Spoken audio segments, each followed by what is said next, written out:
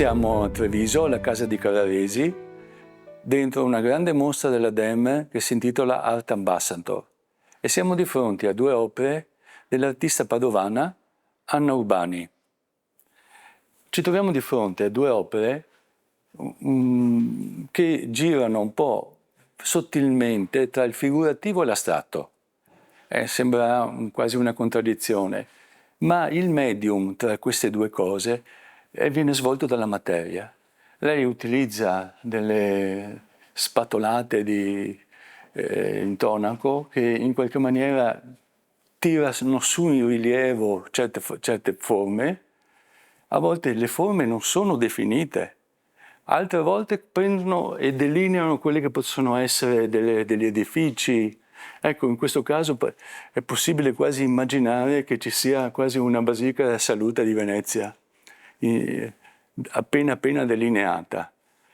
E i colori sono molto tenui e sembra che in qualche maniera ci sia un'attenzione all'arte veneziana degli anni 50, quando gli artisti da poco avevano scoperto l'arte astratta e cominciavano a muovere dalla figura verso l'astratto con un senso che era lo stesso materico.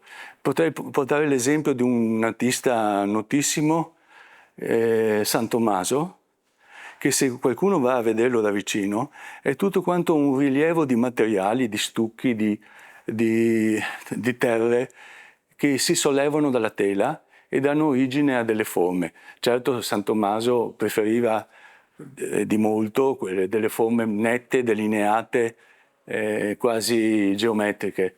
Però questa artista sembra che abbia un attimino sentito le emozioni, le sensazioni di questo artista veneziano.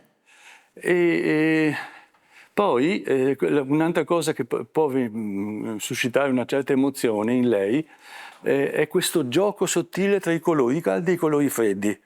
C'è una preferenza, un colore rossiccio tipo cotto e un azzurrino che in qualche maniera si alternano con una grande maestria. Ecco, Anna Urbani alla casa di Carraresi a Treviso in una grande mostra di Art Ambassador.